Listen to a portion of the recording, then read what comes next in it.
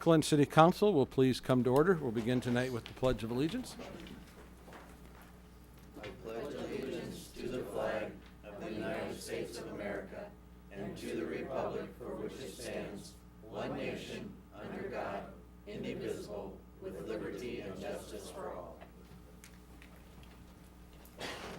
Thank you. Could we have roll call, please?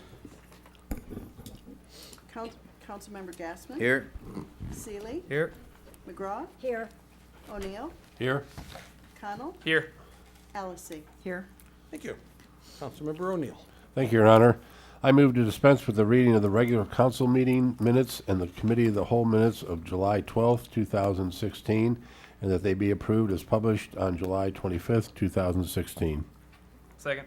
We have a motion and a second. Any discussion? Could we have roll call, please? Councilmember Allison. Yes. Gassman. Yes. Seeley. Yes. McGraw. Yes. O'Neill. Yes. Connell. Yes. Thank you. Our next item on the agenda tonight is a proclamation declaring August 5th, 6th, and 7th the annual Tootsie Roll Drive fundraiser for the St. Edward's Council number 707 Knights of Columbus in Clinton, Iowa. And to read the proclamation tonight is Raleigh Ames.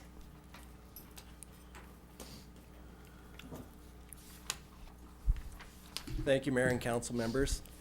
Proclamation, whereas the Knights of Columbus was established by Father Michael J. McGivney, along with other virtues to assist others in time of need.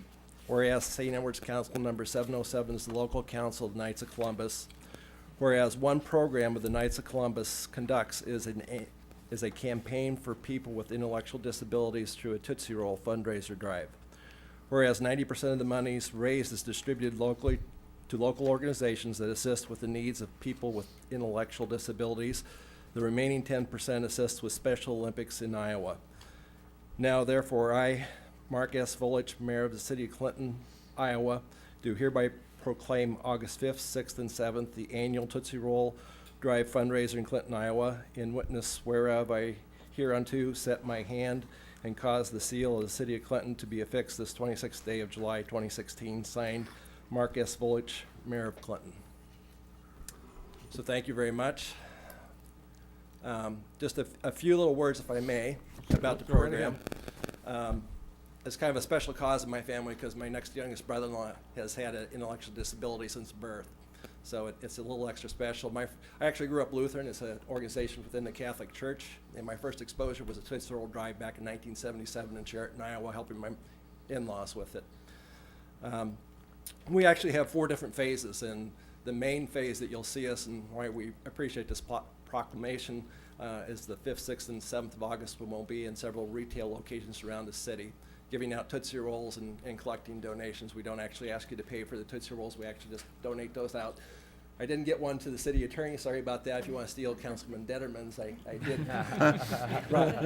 brought 10 and should have brought 11. They are proxy Tootsie Rolls because I have 2 members in Wrong Grove right now actually picking up our cases of Tootsie Rolls. Our members actually participate in Birdies for Charity, and that money will actually pay for the cost of the Tootsie Rolls and actually exceed it. So every dollar that we receive will go back. There will be no administrative costs. 100% of it will go back. 90% of it mostly to entities here in Clinton that assist people with intellectual disabilities. We have another phase 2. We'll actually mail companies here in Clinton, so we collect extra money that way. And we will be at a few Lumber Kings games later this month, or actually in August, I'm sorry. And just to give you a little idea, last year our gross revenue from this campaign was over $11,000. The people of Clinton are very generous. I mean, you just wouldn't think we'd out peddling Tootsie Rolls that we could collect $11,000 in a few days. We gave local charities here over $9,000, and there was over $1,000 then that went to Special Olympics. And the Tootsie Rolls last year cost just under $800. So thank you for your time. Didn't want to extend your meeting any longer than I know you have a long agenda. I used to work in local government, so I know your time is valuable. So thanks for your consideration in the proclamation. Thank you. Thank you. Thank you. And before you disappear, would you get your can?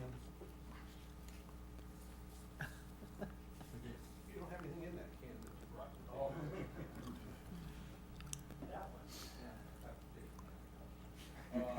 That one. I gave it to him. Okay, we will move on with our public hearings tonight. We have one public hearing. I will convene a public hearing concerning the accepting the bid and awarding a contract for T-2016 Douglas Court Reconstruction Project. Have we heard anything in the clerk's office? We have not, Your Honor. Is there anyone in the audience that wishes to address this public hearing? Hearing none, Councilmember Seeley. Thank you, Your Honor. I move the public hearing concerning accepting bid and awarding contract for T-2016 Douglas Court Reconstruction Project be entered into the record. Second. We have a motion and a second. Any discussion? Could we have roll call, please? Councilmember O'Neill, Yes. Connell, Yes. Allison, Yes. Gassman. Yes. Seeley. Yes. McGraw. Yes. Thank you. Councilmember Seeley. Thank you, Your Honor. I have a resolution accepting bid and awarding contract to Clinton Engineering Company for T-2016 Douglas Court Reconstruction Project for $89,776. I move this resolution be adopted as presented. I second it. We have a motion and a second. Any discussion? Councilmember McGraw. I just have one question. Is that just one block we're doing? For Okay. 89,000.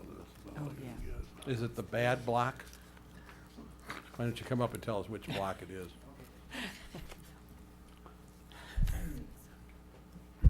Good evening, Mayor and Council. Jason Kraft, City Engineer. 700 block. No, 600 block. It's bad. It's in, it's in rough shape. And not a lot of traffic on it, but it's next to that park, and I think a lot of people do use it to park there, and probably people would use it more if it were in better shapes. It's yeah, so it's reconstruction of the 600 block of Douglas Court. That's between Bluff Boulevard and 7th Avenue South. Any questions on that? Thank you, Jason. And he's correct, it's bad. Yeah. Really bad. Small cars are lost in that. Yes. Any other questions or discussion? Could we have roll call then, please? Councilmember O'Neill, Yes. Connell, Yes. Allison, Yes.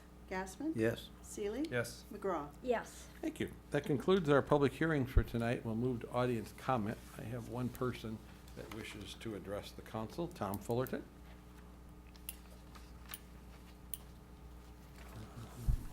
Good evening, Mayor Council. Tom Fullerton, 1012 10th Avenue North. I'm here this evening as a director for the Clinton County Development Association. As many of you may remember, earlier this year, our association received a rather significant refund from the city for grant funds that were not used in association with the Anamosa Road project near Lyondell-Bazell. Upon receiving this refund, myself and several other board members discussed how a portion of this may be reinvested in our beautiful riverfront park. I walk and drive through the park most every day, and I don't think I was alone in noticing the poor condition of our 3 lighthouses. So I reached out to Jessica and said, is there anything happening on that front? And she said, yes, I have an estimate to get them repainted, but I have no source of funds in the current city budget. So I took this project back to the CCDA board, and pleased to let you know that the board had unanimously agreed to pay for the entire cost of having these lighthouses repainted by Moore Painting.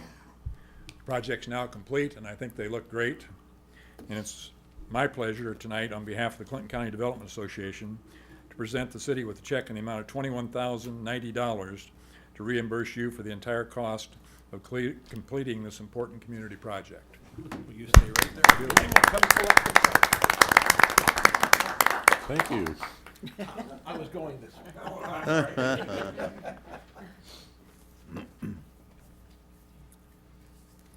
I have one more minute left in my time, Mayor.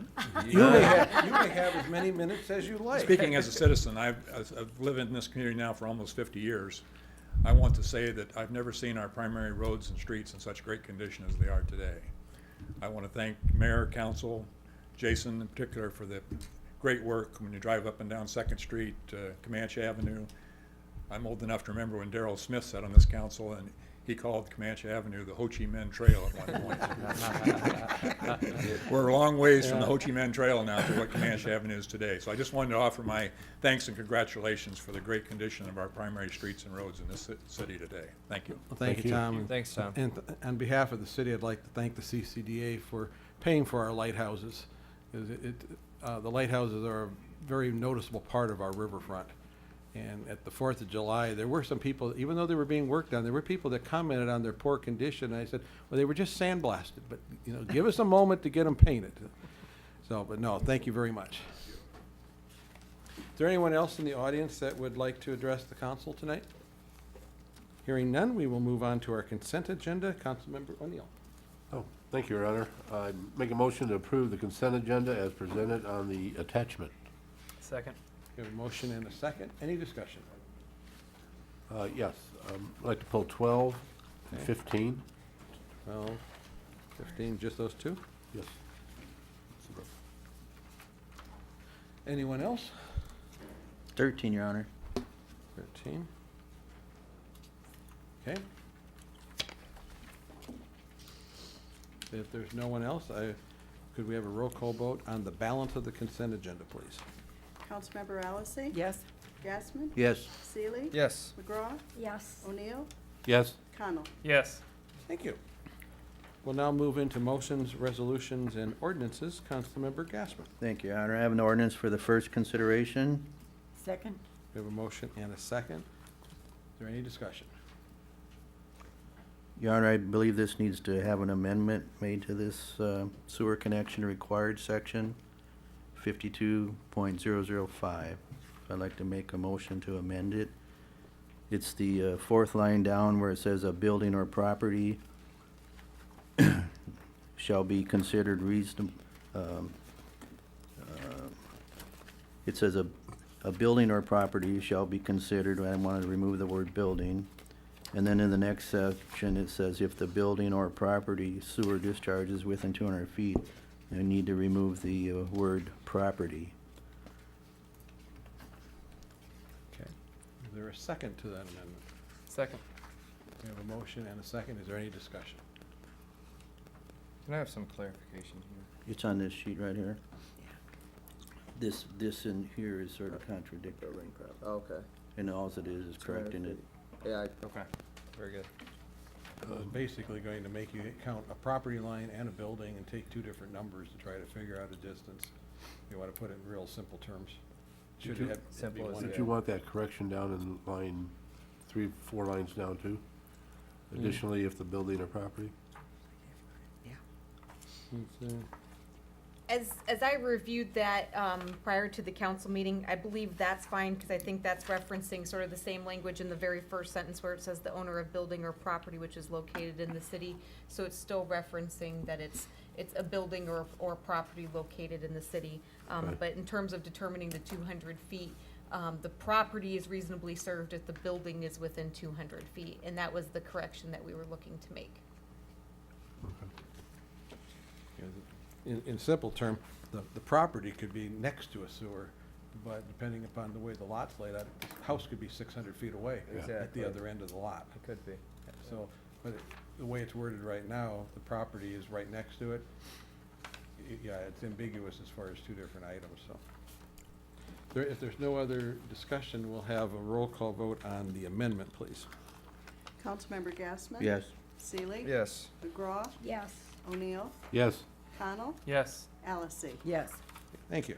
Now we'll have, now we'll go back to any discussion on the actual ordinance as it's been amended. Hearing none, could we have roll call, please? Councilmember McGraw? Yes. O'Neill? Yes. Connell? Yes. Allison? Yes. Gassman? Yes. Seeley? Yes. Thank you. An ordinance amending Chapter 52 with multiple amendments to sanitary sewer system of the Code of Ordinances of the City of Clinton, Iowa. Thank you. Councilmember Allison. Your Honor, I wish the council consider an ordinance for the first time. Second. We have a motion and a second. Is there any discussion? Yes, Your Honor. Councilmember O'Neill? There still seems to be a lot of ambiguity as far as whether there's a number of connections in the city that the downspout is going into what seems to be a sewer line, and whether that line is actually running into the stormwater or whether it's running into the sewer. And I thought we were gonna have some kind of report on that, and so we could determine what we're actually gonna do with those downspouts from gutters that are running into the sewer, which seems to be the problem. And we're putting fresh water into the sewer system and trying to treat it. And we've talked about this several times, and we still don't have any conclusive accounting for that. And I don't know where that's gonna come from. There was a report that I had distributed to you all, that Augustine had put together as we try and manage the length of the meetings and things. This was a committee of the whole where I knew it wasn't going to be feasible to have that report on there for a discussion, which I think gets to, the discussion that you're wanting to talk about. We do have the list, and I believe as soon as we can get a mail merge together with it, because it was not in Excel, that's when we will be sending out communications to each of the properties that are on that list. But we don't have any resolution of what we're gonna do to resolve that. That's the discussion that I was hoping that you'd have when we discussed the report from Augustana, which discussed both the downspouts as well as the sump pumps, but identified sump pump connections as being a larger issue. So it is something that I know is out there to still be discussed, but as we were looking at the length of meeting agendas, this was one where we didn't feel there was probably enough time to have that discussion at this point. So we're slating that for sometime in August. Okay, well, I'd like to make a motion to table this reading until we get that information back. So I'll make the motion to table this until we have the information in August to make an informed decision on it.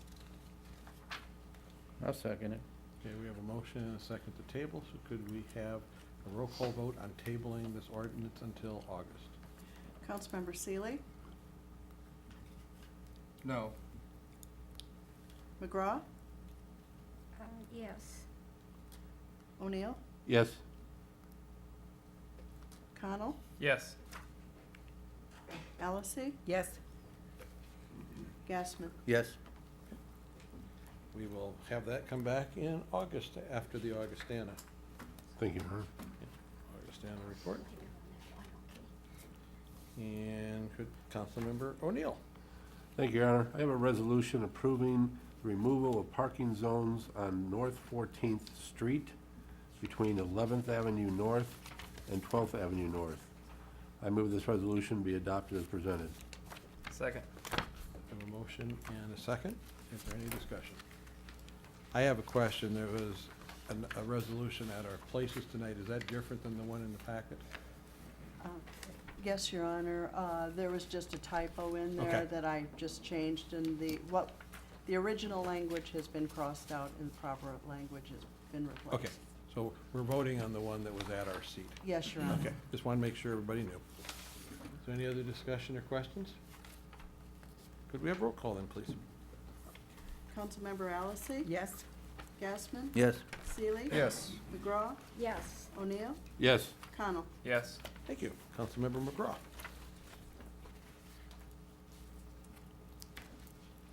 Need to use this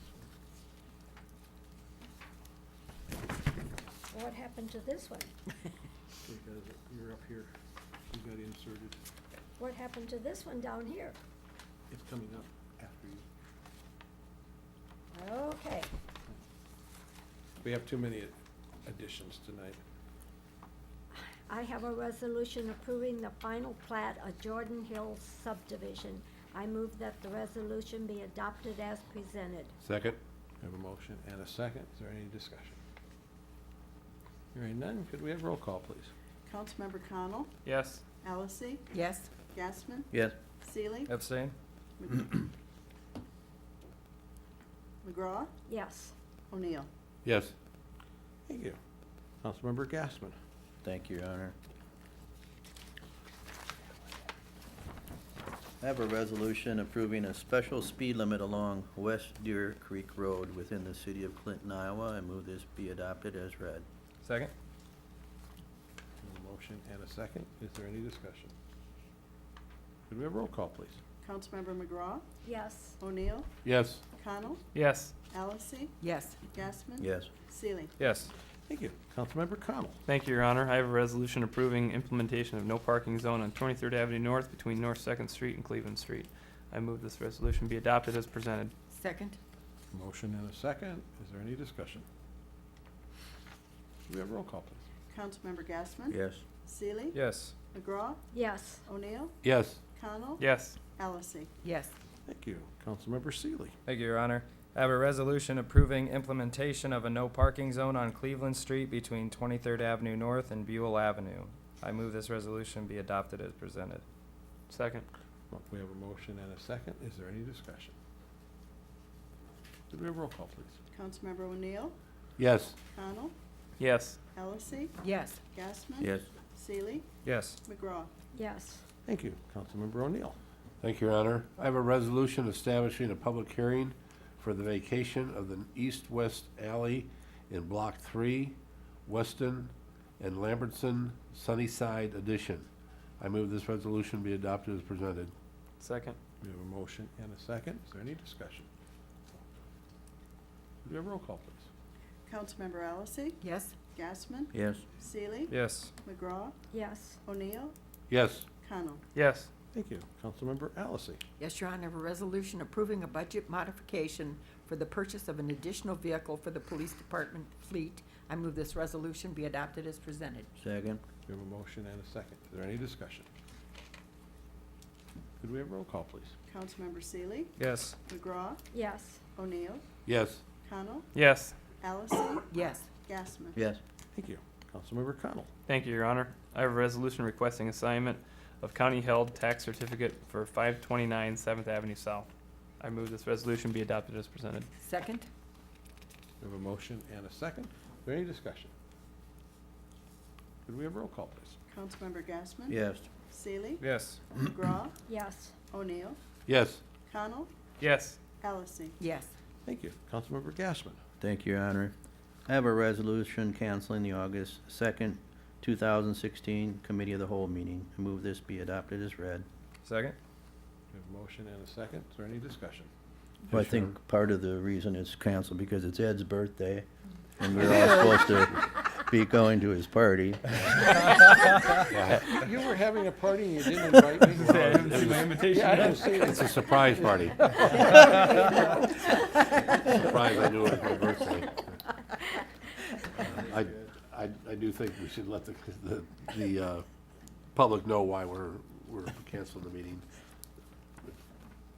Jessica?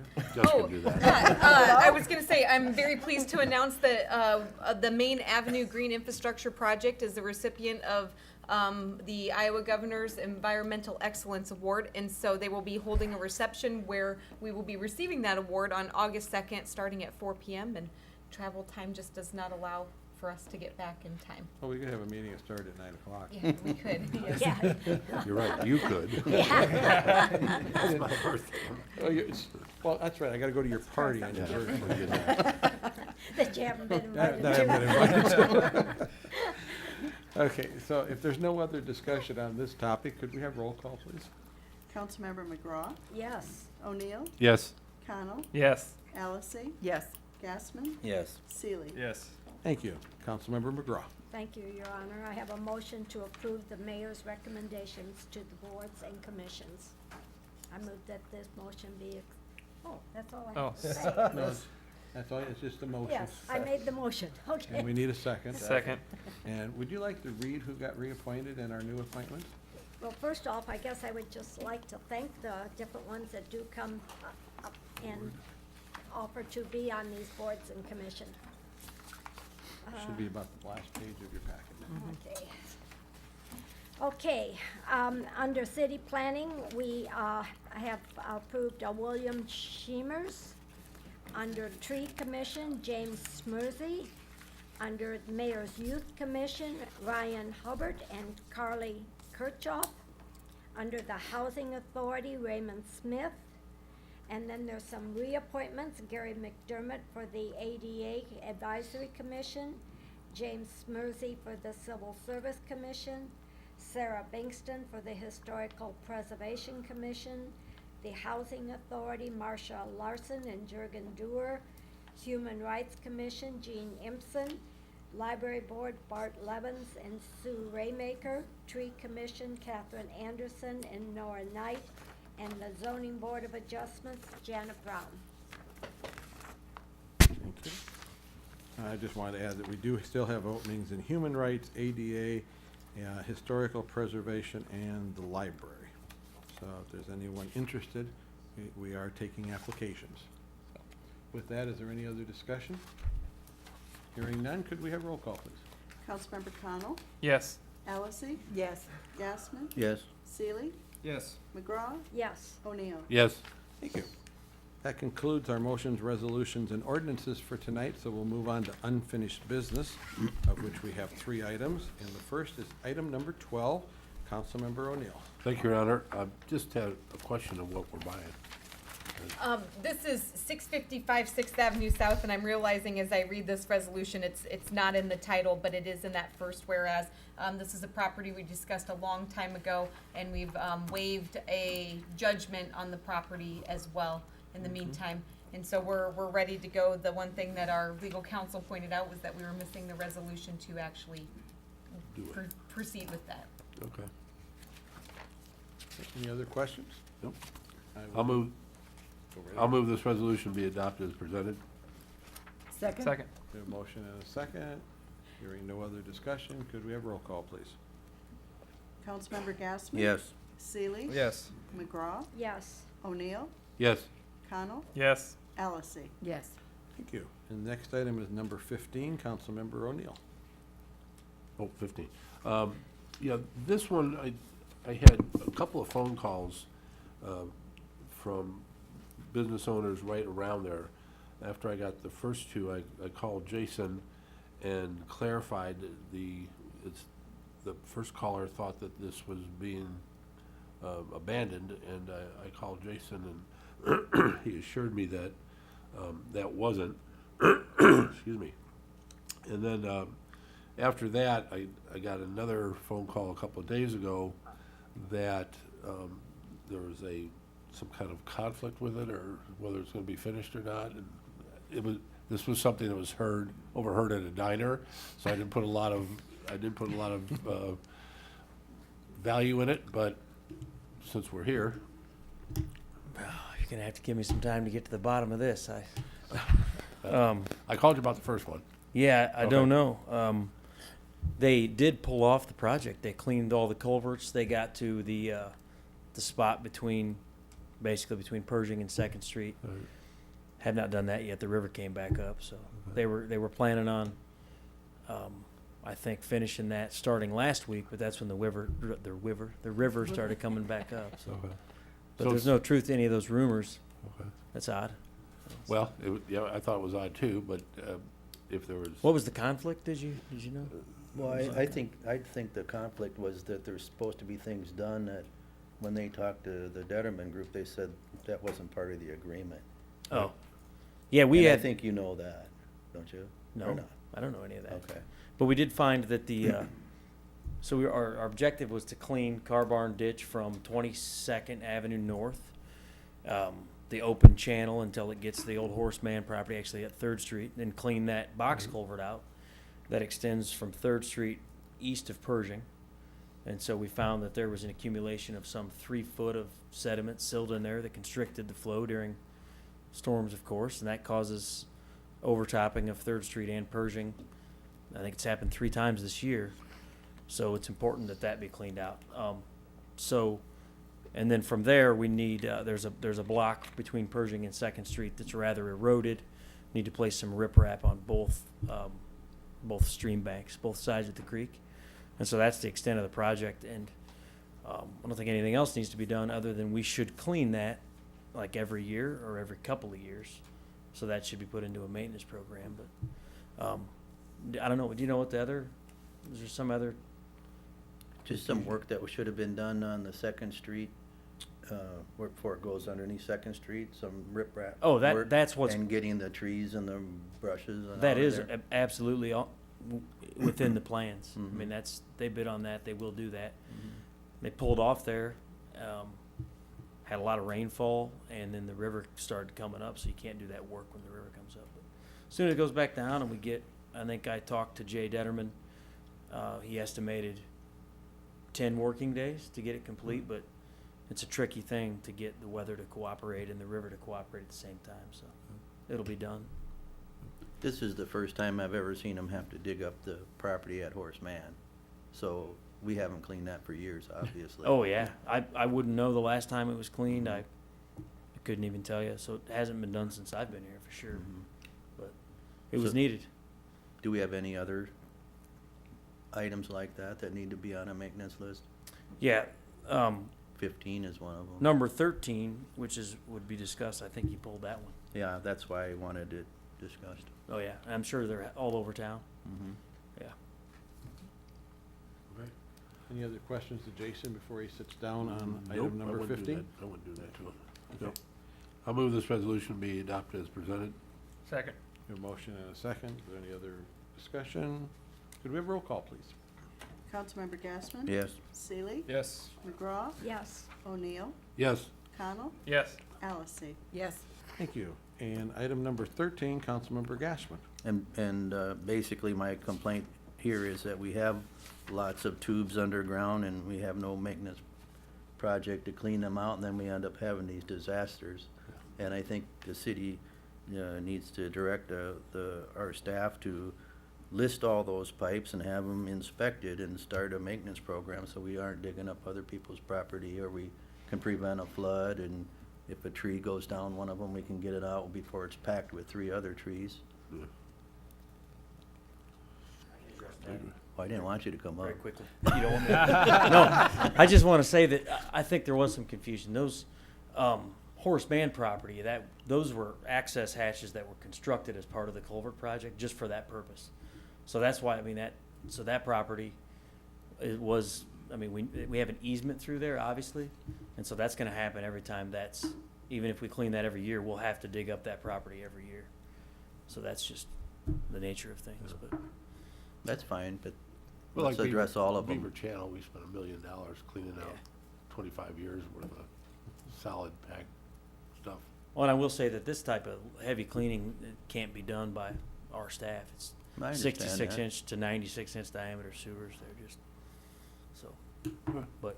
But Yeah, I'm we'll get a just, list together. I'm just promoting inspecting things like that on an annual basis and deciding whether or not we can do it for 100,000 instead of $1 million. Yeah. Yeah.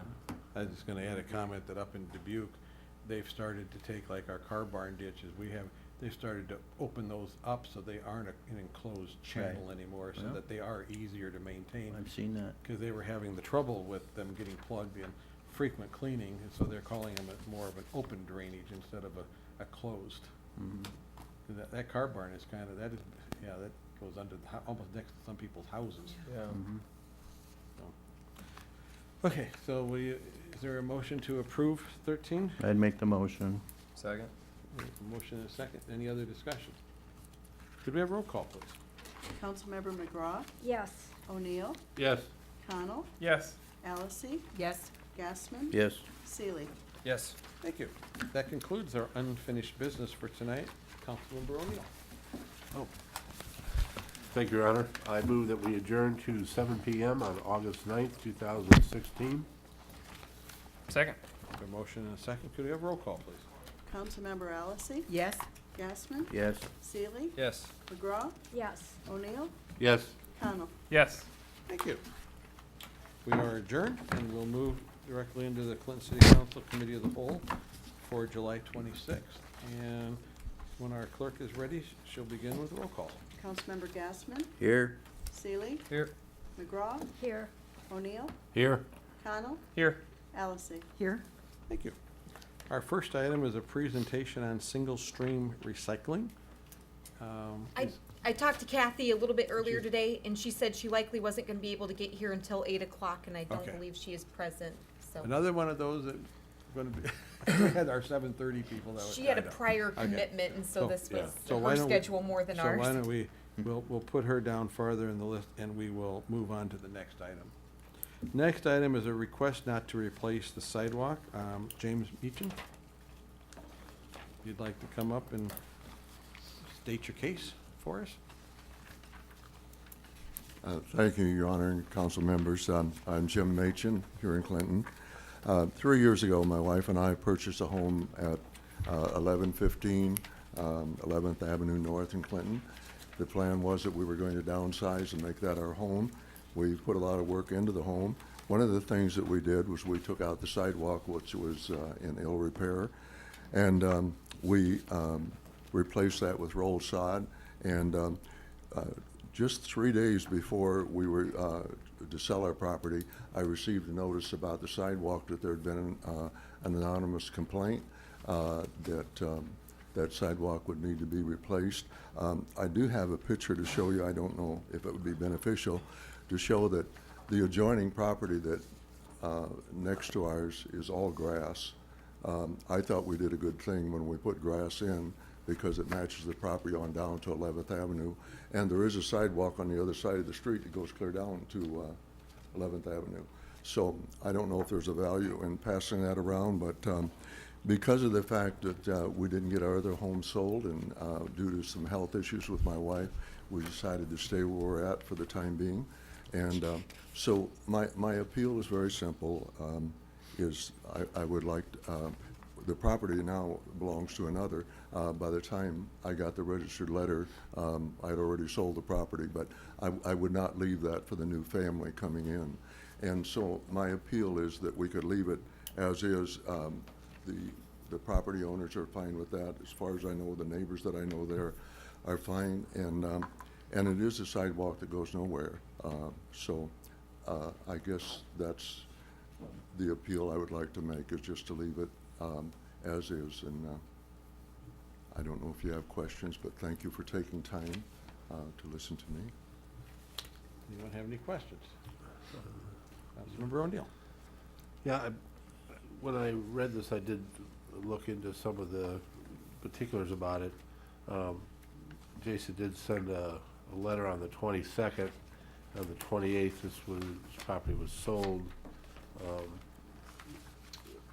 I don't recall the name, but that's when it was, the property was sold. So the dilemma that we have is that the letter was sent from Jason in accordance to Chapter 97 of the city ordinance, that you cannot just tear up a city sidewalk without replacing it. Where we're at now, after talking to the city attorney, is that if it's put back in, it would have to be under assessment of the new owners, and the new owners didn't tear it out. They would have, the only recourse they would have is to go and get that money back from Mr. Machen, or if it had to be done civilly, that'd be another thing. The other is just for the city to go ahead and put the sidewalk back in and send Mr. Machen a bill for it and have the sidewalk back replaced where it's at. I'm leery of the precedent it's gonna set with the city engineer doing his due diligence, recognizing that the city sidewalk was taken up. I believe this is over in Galbraith Acres, and from what I understand, that sometime during that development early, that if you had a garage, you had to have a sidewalk in there because you had to go across something to get to the garage. Now, whether that's true or not, that explains why some have sidewalks and some don't. I don't know if it's a 100% true explanation. It does make some reasonable sense to me, some logic.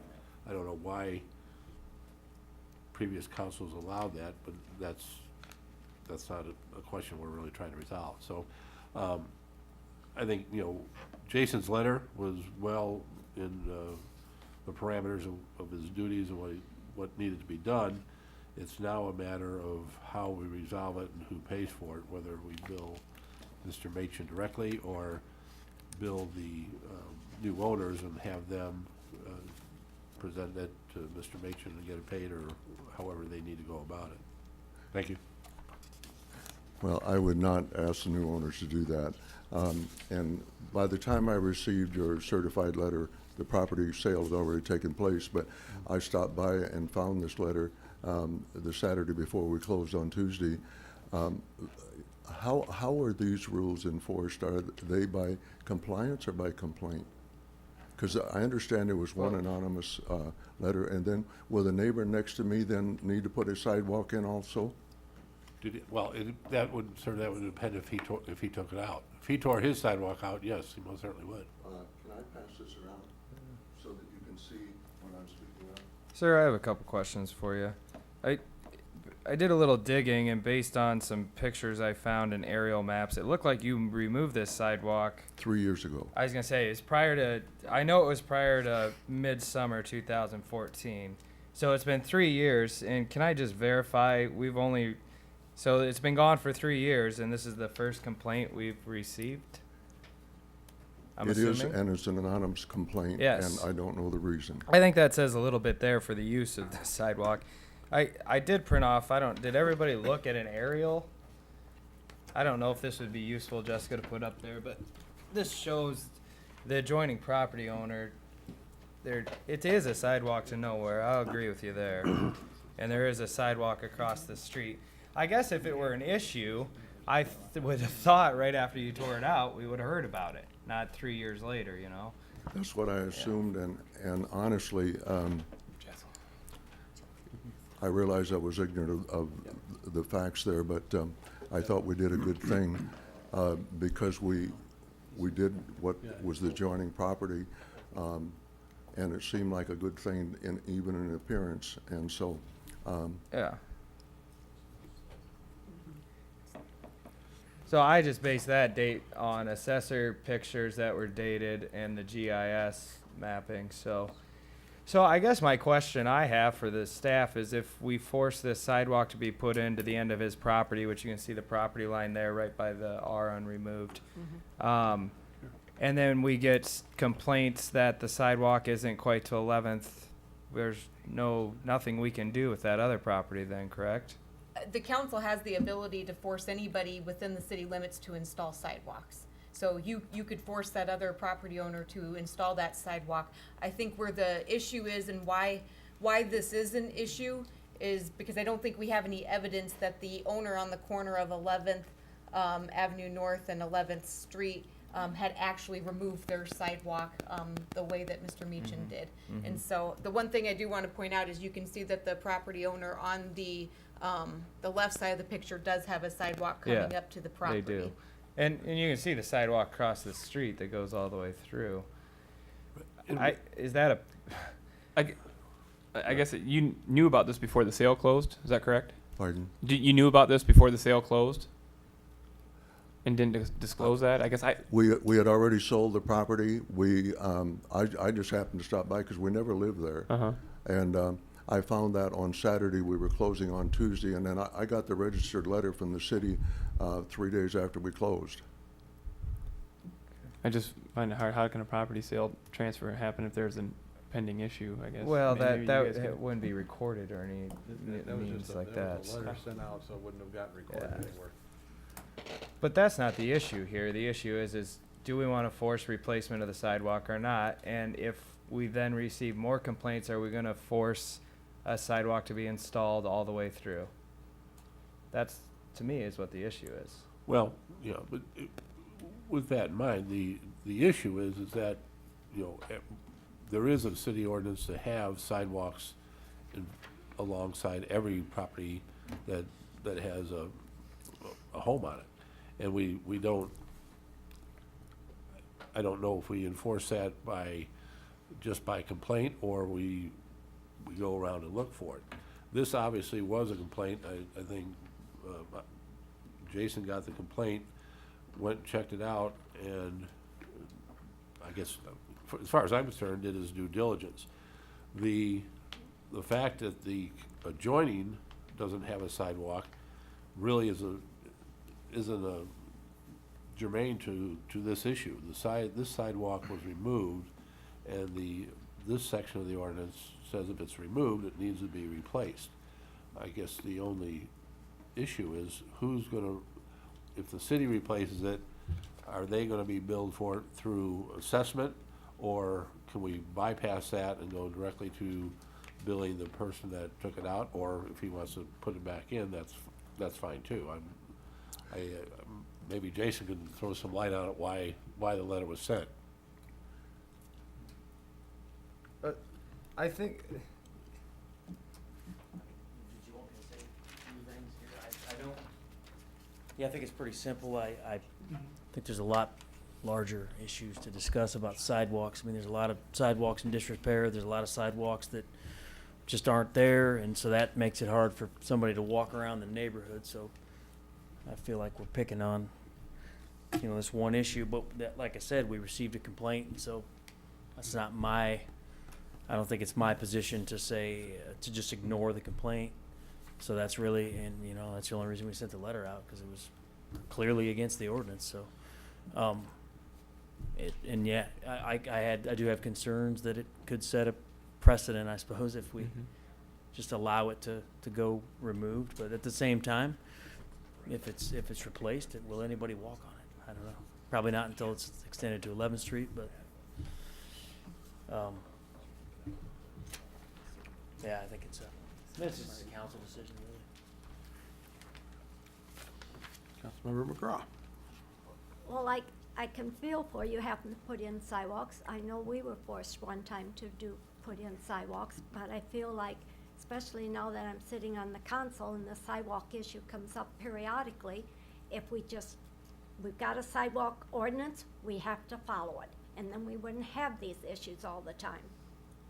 I mean, every time we turn around, there's something coming up about sidewalks. I think we've got a sidewalk ordinance, let's follow it. And could I ask on that, then any sidewalk in town that's in ill repair, people are gonna have to tear that out and repair it, right? I guess just something I can tell the council about, we had our ICAP loss control update, and that is something that they have said that we need to move forward. We need to have a sidewalk inspection program, because ultimately, it is the sidewalk owner's responsibility. We've done this on a complaint basis, but we are being urged to move forward with actually having a plan by every area of town. So this will be not an August committee of the whole, but this will be a future committee of the whole discussion, as it's not an isolated issue throughout the city of sidewalks in disrepair. And could I say, based on that, could I make the appeal that this would rest and remain as is until you do that? Because I don't think that's clear. Well, I think the study will be looking at cracked or upheaved sidewalk that is more of a liability problem than anything else. So I guess I don't understand why we would wait on this till we did a study for sidewalks that are in ill repair. But to answer your question, if a sidewalk is deemed to be in ill repair to the point where it's dangerous and a liability for the city, yes, it would have to be tore out, and that property owner would have to pay the assessment on it. That's their responsibility. Just like the boulevard belongs, or the right-of-way on the other side of the sidewalk, that belongs to the city, but every property owner is responsible for mowing it and keeping it in good shape. I guess because of the condition of some sidewalks, one of the things, again, I assume we were doing a good thing here because we are connected to the property on the other side correctly, and we went with what's on the other side and thought that was a proper procedure for what was there, and actually removed a liability factor. So it seems to make sense to me, but if it doesn't to you, then all I can do is make the appeal. Thank you. Just a couple more comments. I think the fact that it's been gone for 3 years and we've got a complaint now says a lot. And I'm torn on this because of the lack of sidewalk the rest of the way. And if we get one more complaint, how we're gonna handle that with that property owner who's probably never had a sidewalk, and how they're gonna feel about us forcing the installation of a sidewalk, cause that looks like quite a lengthy ways. And in the meantime, having a sidewalk to nowhere, and especially in the winter, someone walks down it, they either turn around or they try to hop the ice and snow over the curb to cross the street. rather than just crossing at the driveway or something. So I don't know if that's a better situation either. But we don't want to set bad precedents either, but I also think there's a time situation for everything, and this seems to be kind of one of those deals like we did for Alliant, so. Well, I think, But I think that's temporary. Councilperson McGraw has a Yeah. good point that, you know, regardless of what the other side of the sidewalk did, whether they tore theirs out or they did, there is an ordinance requiring sidewalks. So it's not a matter of whether they tore it out or it never existed. There is the ordinance that every property needs to maintain or install sidewalks, either through assessment or through their own volition. So I don't, to me, there is no issue. It's just a matter of, do we want to enforce this ordinance, or do we just want to tear it up and throw it out and not have any sidewalks if people don't want them? I don't care. I'm just saying, it's kind of ridiculous to have an ordinance and not enforce it. You also have to look at it, I think, from the other perspective. Look west. Everybody else has a sidewalk along there. What if one person decided to pull it up because they thought the grass would look better? There's only 2 people on the corner that don't have sidewalk, but all the way from there, all the way up to probably the Erickson Center, everybody's got a sidewalk. So it can be looked at both ways. I really, instead of just having 2 people that just have grass, Yeah. we do have the ordinance. It was 8 in people on place the side. when it was torn up. But what's the ordinance there for? We don't have the personnel to inspect all these. Yeah. All these right now, and I get that, and that's a tough part. But what about all the other people that do have them and maintain them and replace them when they're in bad repair? Right. And unfortunately, that's why we have to go by complaint instead of by Yeah. having someone drive around and do that. Hopefully someday we'll get to that point where we can, but. I guess I would ask, have you talked to the property owners about trying to make a deal with them to make it right and be in compliance with the code and sharing cost or something like that? If you feel bad, and as far as maybe is it a deal with not wanting to pay for it, or do you feel bad that they're going to be assessed? Can you strike a deal with them and really try to? I would not leave that for a new family moving in there. That Okay, you wouldn't. So then you would, if you wouldn't leave that for a new family, would you say then you would shoulder the cost before you left that for a new family? My hope was that I could come and visit with you and honestly. You're gonna need to come, back up to the mic, so the people at home can't hear you back there. I'm sorry. That's okay. And honestly, I thought it was an issue that I could come and share. And I came and talked to Jason, and we walked that through and talked about it. And I'm not trying to be difficult at all. I just, it seemed like it was a right thing to do. It seemed like it made the property more presentable. The sidewalk, that if we put that in front, will allow people to stand in front of the house, or walk in front of the house, but then they can't continue. There is a nice area where they can go right across the street, and again, it's been that way for 3 years. I assumed we were okay, and I realize that's a wrong assumption now, but see, I don't know about the complaint, because the person, whoever made the complaint, Jason didn't remember who that was or why they made it. And then at the sale of our property, the house was egged, the realtor's house was egged. Someone got upset in there, and I'm not sure it has anything to do with the sidewalk. I think there's something else, but I don't know what. And so this has been very awkward. I feel awkward just coming and talking to you about it.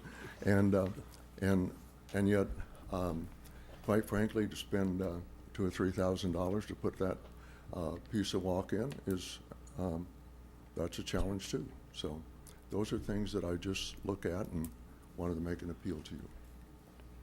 Okay, thank you. So what's the council's pleasure here? A lack of action means that they'll put the sidewalk in. If you want to do anything else, then it's going to take some action of the council. Then make What'd a, you say? The lack of action would mean the sidewalk would get put in. No, I'd like to make the motion that we deny the request. Okay. Deny the request. Oh, for exemption? Mm-hmm. Second. Okay, we have a motion and a second to deny the request, so we'll discuss that. Is there anybody that wants to discuss that? I think we have a lot of work ahead of us if we're going to be sticking to this ordinance in this manner.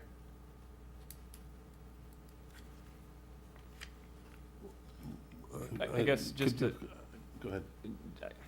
I get that, but sticking to the ordinance was already in place. It was he didn't check with the city before he tore it out either. So there's a lack of knowledge of that as well. And I think we need to acknowledge that, and we know there's a cost to that.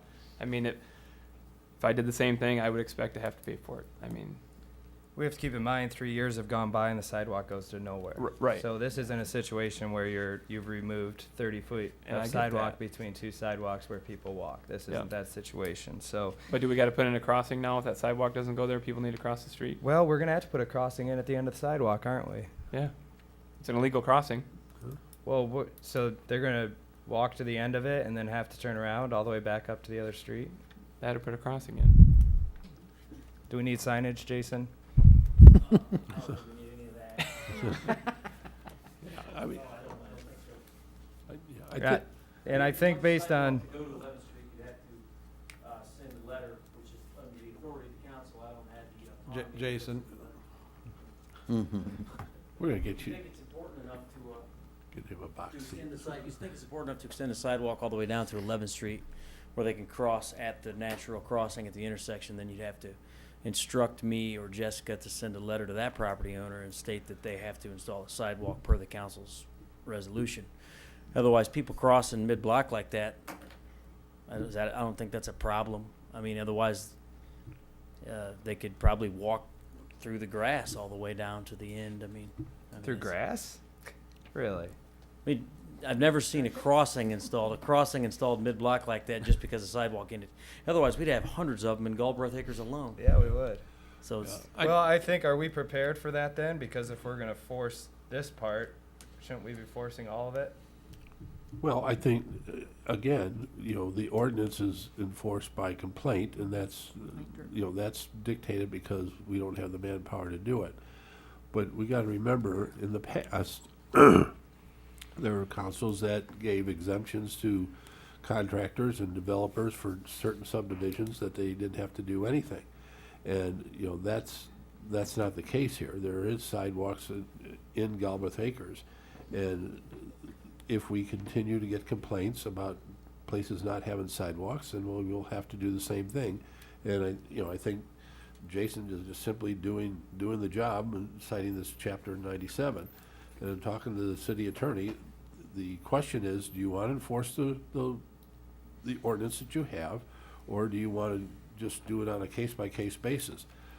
Do it on a case-by-case basis, that's where you're gonna have the problem. That's where we're gonna be having a lot of work, because we'll have 5 or 6 cases every quarter coming up and saying, well, I want exemption, I want exemption, and this, and as soon as we start doing it, that's where you're gonna start setting your precedent, because, if Bob didn't have it because, the street was round or whatever, you're gonna have people lining up for exemption. So I think to not go to a point where we go out and find every sidewalk we can, but to leave it on the complaint basis, and if the city engineer gets one, we need to respect his position that he issued the letter, and the facts are pretty clear that, this was done before it was sold, and so it's now either the new owners or the former owner that needs to take care of it, but it needs to be replaced.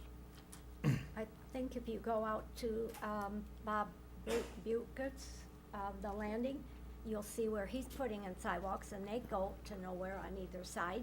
We're making people like him put in the sidewalks. I'm sure we're gonna make Sean Lawrence put in his sidewalks. If we start picking and choosing, we're gonna be real trouble. I agree, and I think Councilmember O'Neill brought up a good point. We deal with this on a complaint basis, or we shouldn't be. We should be following the ordinance, and right now we're sitting here knowing that we have a house with no sidewalk, forcing a sidewalk to be extended to nowhere, and we know the other sidewalk needs to be installed. So if we're gonna follow the ordinance, we need to follow the ordinance. Okay. I don't think that's a problem. Well, then we need to be notifying the other property owner as well. And there is a distinction that I do want to make sure is clear, that we have no evidence, and correct me if I'm wrong, Jason, there's no evidence that the owner at 11th Avenue South and 11th Avenue North and 11th Street actually removed their sidewalk. And so that's where the section of code that's being cited here doesn't address situations where sidewalks aren't in place What if it's already, never there? which is consistent throughout town. And so this is really truly just addressing the sidewalk was removed by the owner, and our ordinance requires that a sidewalk when removed needs to be replaced. So there is a little bit of a distinction, but the conversation of putting in sidewalks or ordering in the placement of sidewalks does come under the chapter 97, just a different code section, and Right. can be something that we would discuss at a future meeting if you would like.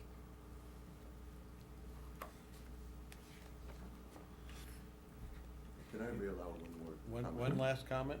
One last comment. What you're sharing, I think, is a key thing about complaint or compliance. And that's what, when I studied this and looked at this, it seems to me that that study needs to be made about compliance for everyone, if that's what you're going to enforce. So that you don't end up where we find 3 years later that I violated something that I shouldn't have. And again, I apologize for even bringing this up, but I do think it's something that is a large enough issue, because I've been in the community for a lot of years, and I know the condition of our sidewalks and where we don't have and we do have. And the compliance seems to be more than if you get a complaint. And so I think that's a good study to have, because otherwise you continue with sessions like people like me here tonight, so thank you. Okay, is there any other discussion? Call the question. Well, I'd like to know what, for sure, that you said if we're gonna deny it, who is actually gonna, is Mr. Machin gonna be paying for this, or was the one recourse having the actual property owner have to I think get it they back have from to Mr. Machin? That's I think not our determination. That's, okay, all right, that's what I wanna know. Yeah, really our decision is whether we were gonna give them an exemption or Okay. not. So, we have a motion on the floor to deny the request for the exemption for sidewalks. So a voting yes would deny the request, a voting no would actually want to give him an exemption. So could we have roll call, please? Councilmember Gassman? Yes? Seeley? No. McGraw? Yes. O'Neill? Yes. Connell? Yes. Allison? Yes. Thank you. We'll move on to our next item, since I don't see anyone from Scott County here yet, is a request for urban chickens. Marley Caesar. And she's not here, so let's combine that one with the possible urban chicken ordinance option, Jessica, that you have. There's kind of two different things here that, her request is one that under our current ordinance, let me get to my memo here. 91.006 does prohibit livestock, of which poultry is defined as livestock, unless there is written consent of the council. And so if you would like to approve her request, her email is attached as well, in the packet, as well as our order, then a resolution would need to move forward to the next meeting to basically confirm her request or to honor her request. Well, does that mean we don't need the ordinance? That's the next one? Well, I think it's, her request can be considered while you're still taking action upon whether or not you want to do anything with adding urban chickens into an ordinance. But the ability to approve her request exists right now if that is something that you would like to do. I'd like to make a motion to approve a request until we get the ordinance revamped. Second? Okay, we have Do a we? mo- Okay, well, we have a motion and a second, so now we can have discussion. So Okay. we have a motion to approve the request, but now we can discuss that. So, Councilmember Seeley. Thank you, Your Honor. Do we know what the complaint was for, Jessica? I honestly don't, I don't even know who it was. I know that BNS, did try to reach out to whoever it was, and they, were informed of this meeting tonight to bring forward any complaints, and I don't believe anybody is in attendance for that purpose. Okay, and so Tammy did the inspection there. Yes. I'm just wondering where she has, I didn't go walk around her property looking for her chickens, so I don't know if she has them in the back or if they're in the front yard or side of the house. Anybody know? Probably inside, no. Didn't she say that she had added on to a coop and Structure. Was that it what in- got it? Yeah. it's in her- Okay. In her letter, she described that she'd Yeah. enlarged the area for the chickens, and that's when apparently the complaint. Okay, I recall that. Why, Your Honor, it is quite common, Comanche, I think last year or 2 years ago, did it. I know Iowa City and a lot of communities are doing it, so I don't think it's a horrible thing. I do think it would be smarter for us to have the ordinance in place before you grant her permission. I mean, temporarily is one thing, but, I agree. you know, we could say we could postpone talking about this one until we got the number 4 done, even though we know that it exists. Well, we It's could- not the only property. We could postpone enforcement. and- Yeah, I guess Whatever. that's what I would be Because asking. we Are we need to telling her come she's up gotta with get rid of the chickens Yeah. until we talk Yeah. about the ordinance, or are we gonna Yeah. say you We can need keep the to chickens come up with, until? I read those other ones, there's like an application process that Yeah. you fill Yeah. out and. Well, Yeah. and actually, I like the latter ones, not the first ones, Yeah, there were quite a few. because it'd be easier to enforce. Yeah, But anyhow, I would suggest doing that, because it's common and more than you think. Yeah, Well, the day that we got this, I Mhm. think they were discussing it in Rock Island, Moline. they and were, Davenport. and they approved it, didn't they? Yeah. Yeah, they approved it. okay, so we have a motion on the, Councilmember O'Neill, Thank you you. want to make a comment first? Well, yeah, I guess this is pretty parallel to what we just handled. I mean, there's an ordinance in place. There was a complaint made based on the ordinance, and there's a violation of the ordinance. And, you know, quite frankly, I brought this up at my public forum on Saturday, and I don't think there's a whole lot of people in favor of having chickens in the city of Clinton. I mean, there's a lot of things to keep, to consider before you do this in an urban area, and that, one is the smell factor. The other thing is that, these are things there's an article in the paper where we got an overload of feral cats at the Humane Society, and, these cats are instinctive killers, and they're gonna be killing these chickens, and their dogs are gonna be going after chickens. I just think it's a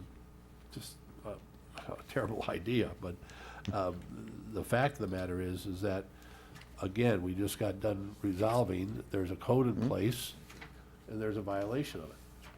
So, Well- that's, I think there's a difference between the two. If you read the chicken or the animal nuisance and protection and control ordinance, it's way out of date. Places in town that have 3, 4, 5 acres can't have horses, there's numerous places in That's town. the next item. Cows, Yeah. there's, and so when you're talking about the whole ordinance is out of date. That's why I think granting that temporary would be okay. The sidewalk ordinance is clearly up to date, it was just not followed. That's been a recent change, and 3 years ago it was up to date, it just wasn't followed. Well, if you look through the notes of the packet, there's a lot of ordinances with chickens being changed Mhm. in the last couple of years. Mhm. Yeah. So, yeah, it's probably time for a review of what we've got, because things are changing, and because some of these are as recent as 15, that I'm looking at, just looking through all these, that, I guess the question really becomes, do we want to, we have a motion to have a temporary, It was a temporary, Well, I thought we were exemption just until gonna the- postpone enforcement until we, or we like could. I can postpone- redo my motion, We I could guess, if that postpone enforcement until the ordinance is is rewritten, so that, revamped. and Yeah, I depending think upon so. how the ordinance gets rewritten. We're all looking at you since you came in. Are you by chance Marley Caesar? Okay. okay. Oh, We're waiting you're for our you number too. one item. That's okay. That's okay. Well, as soon as we get done with this important topic, we'll be back. okay. Well, with that comment in mind, I guess, yeah, I'll go along with the temporary reprieve, but I sure would like a lot of vetting and a lot of public input before, I think we do need that. before we go forward with just changing it, because everybody else is doing it. I've never subscribed to that as being a reason to do anything for the city of Clinton because everyone else is doing it, but just, I guess, out of peace and quiet, I'll go along. Well, I'll stay open-minded. But, Hang on, your mic wasn't on. Can you say that again? What tone am I in? okay, anyway, Okay. but I would like some real vetting Yeah. on this and some input. If, if everybody wants chickens in town besides the 10 or 12 people that are at the forum, then so be it. Well, why don't we do this? Why don't we vote on this motion to allow the chickens until the ordinance is reviewed? And then, depending upon how we decide to go with our ordinance, it could be, they might not be allowed to do it, what the council decides to do. How does that sound to Because everybody? I'd hate to get rid of them and Yeah. then be Yeah. outvoted or Until- be allowed, and then since she we have to know go we buy wanna more look chickens. at the ordinance, we'll just delay a decision on, they're allowed until the ordinance is reviewed. So that's basically what's on the floor right now. I was gonna say another way to do that, because there would be basically to approve the request for chickens with compliance of any rules and regulations to be adopted by the council in the future. And if we don't adopt them, then You're still approving them. maybe council may not wanna do that if we decide Yeah. not to allow chickens. That's true. I just wanted to provide another way. Well, that's another way, but I was trying to give us the out that Yeah. if the council were to vote down the idea of changing the ordinance, then we would. Yeah, and Then we enforce it. then we And would so force it. I'm that's, just trying that's to- where I'm trying to think about what would move forward to the next meeting. Is it a resolution with that language in it that would be the granting authority? And if nothing happened, would we go back and rescind that resolution? And how would that work? Yeah, You wouldn't need to necessarily authorize the chickens. You could just simply direct city staff not to enforce the Well, ordinance. that was my first idea, is not to Yeah. enforce this until Yeah. the ordinance has been thoroughly reviewed I'm and comfortable vetted. with that. Correct. I think that would be the wiser choice. You don't have to go on the record, Yeah, we're not- setting forth a resolution allowing an individual citizen to have the chickens temporarily. So I'll Just- withdraw my, Yeah, and will the second be withdrawn too? Yes. And then you will do a so move to what the city attorney just suggested? absolutely. And there's a second to that? Second. Okay, and I know that's all been recorded duly and it's all done, and we'll have a vote on that, please. And then we'll discuss what we're I gonna. think one more thing, it's important for us to know where the complaint came from and why, because it's something we're gonna have to consider when we're looking at the ordinance, so. And who knows, we may get another complaint. And that's where, we do allow complaints to come in to be anonymous, and so that's a situation. Well, the reason for the I complaint. think the anonymous is fine. I think Yeah. what was the reason for the Yes. complaint? Were they Exactly. noisy? Was there an Yeah. odor? They- Was there a yeah. problem? They just didn't like, they had a neighborhood They just- squabble? and Yeah, I that's think what that's a fair thing for the council to find out. I will see if we have that. Okay. Again, usually we try to put that information in the letters. If we have it, it's not there, so I can't guarantee that there's anything that can be provided in Okay. that vein. And hopefully if we do I'm gonna ask, it's my approve word, chickens, that we ordinance. do have enough sense not to exclude roosters. I mean, the neighborhoods will be just up in arms that we have roosters. Something to keep Now in we're- mind. We're getting into another topic here. All right. So we're gonna vote on the not enforcing the letter at the moment, so. Could we have our vote, please? Councilmember Gaston? Yes. Seeley? Yes. McGraw? Yes. O'Neill? Yes, Connell? Yes. Allison? Yes. Thank you. Now let's talk about the ordinance itself. Do we want to direct staff to look and develop an urban chicken ordinance? Well, and there's a few things I want to talk about, because I did provide a few different things within the packet here, and there's different ways that different cities look at them. To address Councilmember O'Neill's concern, roosters are not allowed in any Yeah. of them. So that is one key feature that is consistent across the board. This is also, as we're talking about it, it's amendment of the zoning ordinance. And that's a key piece that I think gets into what council members Sealy and Connell have addressed that they'd also like to talk about and other things is you're talking about zoning ordinance issues there, not necessarily animal control and protection ordinance issues at that point. So basically, our code only allows animals to be used in an A1 use currently, of which there's very little A1 zone property within the city. Looking at this, the ordinances would basically, the ordinances that are there basically amend the residential uses for R1 and R2 districts, which are your single-family districts, to allow for the urban chickens to be kept. Where none of these ordinances that are in here as examples tread is in your multifamily residential zone districts, which you could still have single-family properties in R4 and R5 districts. So that's something to think about as well. You could still have single-family properties in there.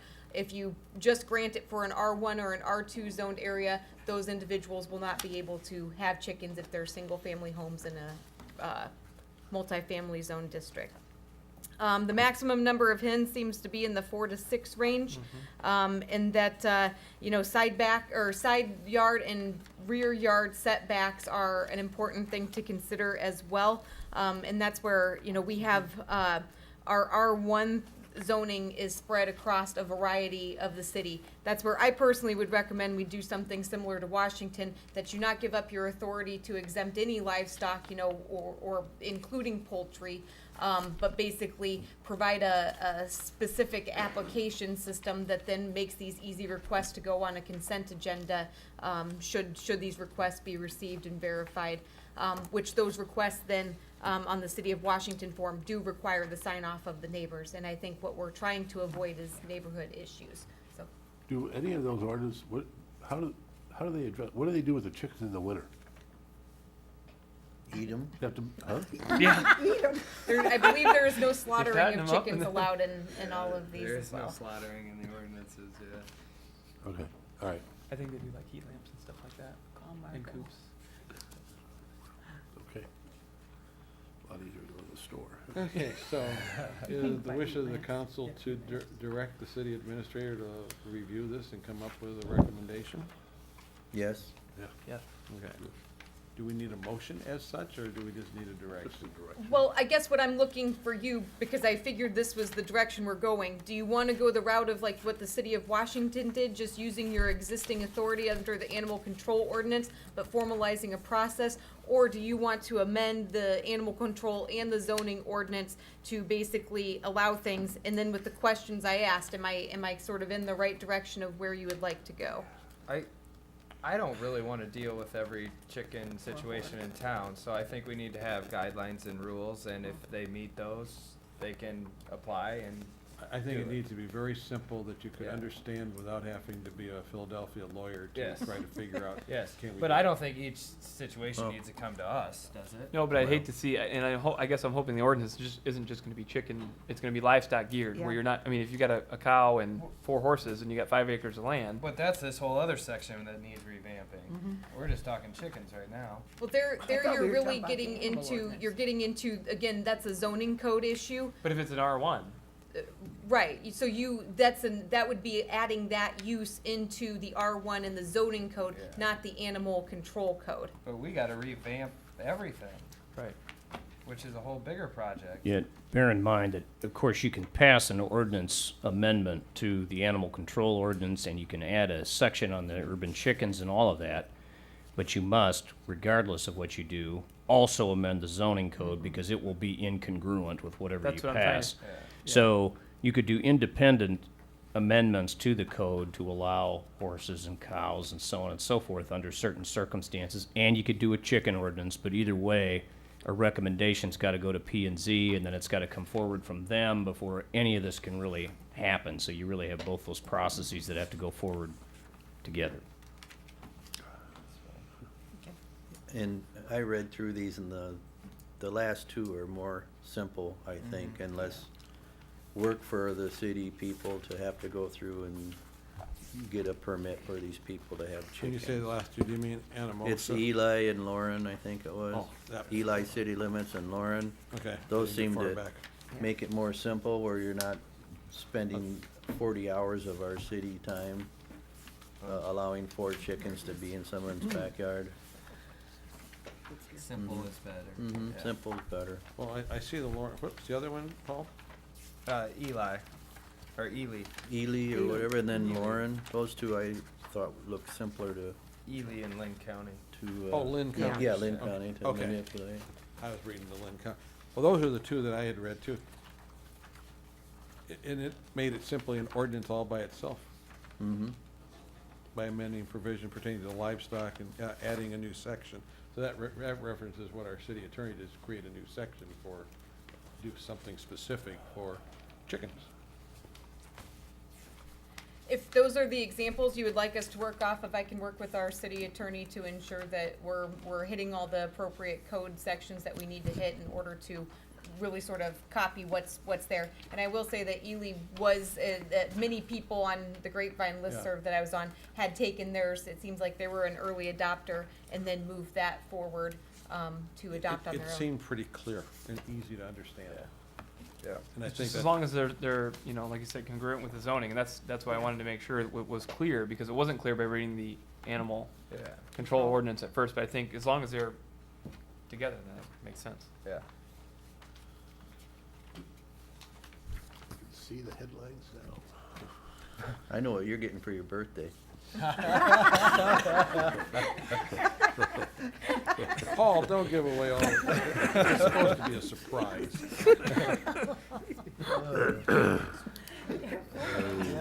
Okay, so, do you just need direction, Jessica, on that? Yep, if that's the direction you want to give, then I will begin working on that. Okay, and you'll come back to us at a future committee of the Yep. whole? Okay. Okay, so at the moment though, why don't we stop where we're at before we go to animal control, because that may take us a while. And let's move up to our presentation on single stream recycling. Kathy Morris from the director of the Scott Area Landfill, you don't call it Scott County Landfill? Actually, well, during landfill siting, the county said, let's change the name. Okay. So I can't say I blamed them. Okay. But, actually, it's Waste Commission of Scott County. Okay, Okay, thank you. And I'll give you a little history while we're getting this booted up. can you pull the mic down a little bit? Oh, yep, absolutely. The Waste Commission of Scott County is very similar to the Clinton County Solid Waste Agency that you have here locally. We have a 2080 agency, Davenport, Bettendorf, the county, and all of our small towns are members. We've had a long-standing partnership with our communities, particularly Davenport and Bettendorf, who do collect municipally. Currently, they are recycling with dual stream carts in Bettendorf and bins in Davenport. That's for another 2 days. August 1st, we start single stream. All of our small towns were already recycling in single stream carts, and that was in an effort to actually keep their rates as low as possible. There's savings in collection for single stream recycling. And so one of the other factors that was really important as we started this campaign is the partnership with Davenport and Bettendorf and other communities, we have a lot of experience in rolling out campaigns from the dual stream recycling program that we're currently using that we did in 1995 to automated garbage collection with volume-based fees, and to our electronics recycling collection, which is also at the curb in Davenport and Bettendorf. We also did tons of planning. Well, as you can see, single stream was first mentioned in a waste collection and processing analysis we did in 2003. At that time, we had bigger fish to fry, quite honestly. We were collecting in packers with 3 guys on a truck. We went to an automated volume-based collection method that really not only saved some collection dollars, but also saved in worker comp claims. We did that again in 2010. We were kind of disappointed. We saw that our participation rates in recycling had dropped in every route across our community. We also did a waste characterization study that the Iowa Department of Natural Resources had, and that was even more depressing. We found out there was almost as many recyclables in our trash coming to our landfill as there was being delivered to the recycling facility. We also we have a really important tool that we use. It's a 20-year life cycle cost analysis that looks at our integrated waste management system. So we operate the landfill, recycling facility, household hazardous material facility, and also our electronic demanufacturing facility. And we're the Keep America Beautiful affiliate for the community. So we want to make sure that whatever changes we make to any of those programs, it's not going to negatively impact the others. We had two major projects we were working on, the single stream recycling, and we also had a landfill master plan. And given the increase in recovery of single stream recyclables and some design changes at our landfill, it actually resulted in an increase of 20 years capacity at our landfill. So those were all important factors as we looked at single stream. We did a single stream report, an implementation report. What would it take for us to implement single stream? And in that report, it called out that we would need additional tons to be economically viable. You just simply can't. We were processing about 7,000 tons a year of recyclables at our dual stream facility, and you cannot be economically viable with that amount of tonnage. We also got direction from our communities. Don't increase our costs more than 2% a year. We understand that there's a cost of living adjustments, but we can't have big, huge gaps or bounces in fees for our residents. So the commission approved a recommendation to pursue single stream along with a bunch of action steps. We worked with Bi-State Regional Commission. They helped us develop support resolutions for our governmental partners in the Quad City area. And we actually received support letters from East Moline, Moline, Rock Island, and the Rock Island County Waste Management Agency. We developed a recyclable supply and processing agreement that I'm going to talk about a little bit more, and actually received agreement from Midland Davis to bring us the material they were collecting in Moline and Rock Island. We also looked at all of our financing options. If we were going to go to single stream, how were we going to pay for this? So we talked about general obligation bonds. We had done that previously when we built the original lined landfill and our recycling facility. That bond had just been paid off in 2015. We also looked at options for carts, and we looked at some DNR swap grants to help us with some education. So basically, based on the results of our single stream analysis, the commission decided to pursue the project. We hired a design team, and we went out for bid, and Tricon Construction Group from Dubuque is our contractor. They've done a tremendous job for us, and CP Group is our equipment contractor. The county issued bonds for the building and equipment. They're 20-year bonds with a 2.45 bond interest rate. The building modifications, you can see there, 5.1 million, and the single stream 3.2, and those included design fees. Now, I will tell you that the commission in the previous bond and in this one paid every single bond payment based upon fees that come in at our facilities. Our carts, we actually purchased the carts on behalf of the city. We selected Rurik Pacific as our cart vendor. 95-gallon carts was what we decided with, and that was based upon best practices from the recycling partnership. They tell us, because we're hearing a little bit about the size of the carts, they tell us that the average family will fill a cart that size every 4 weeks, or excuse me, every 2 weeks. We ended up purchasing 48,000 plus carts for a total of about $2,758,000. That did include the RFID readers for the trucks and the RFID tags in the carts themselves, and an IMMO label that you'll see here in a little bit. The carts are funded with a zero-interest loan from Closed Loop. Now, Closed Loop, if you're not familiar with them, it's a group of companies that got together. Walmart, Coke, Pepsi, Procter & Gamble, 3M. There's a whole group that came together, and what they were finding, if you went to their sustainability reports, is they wanted to be more environmentally sound, and so they wanted more recycled content material in their products. and those products that their customers were wanting to buy and vendors were wanting to sell in their stores, there simply wasn't enough recyclable material out there to buy. So what they did was they looked at what was the best way to increase recyclables. And they said it's through single stream recycling. So they have a pot of money that they will loan out at 0 interest to assist in increasing recyclables through single stream. Now Davenport and Bettendorf will be repaying those carts through 3 different revenue streams. The saved landfill fees from the diverted recyclables. So we talked about how much was currently in the landfill. They won't be taking that to the landfill anymore, so that'll be a savings. Currently at our recycling facility, we have a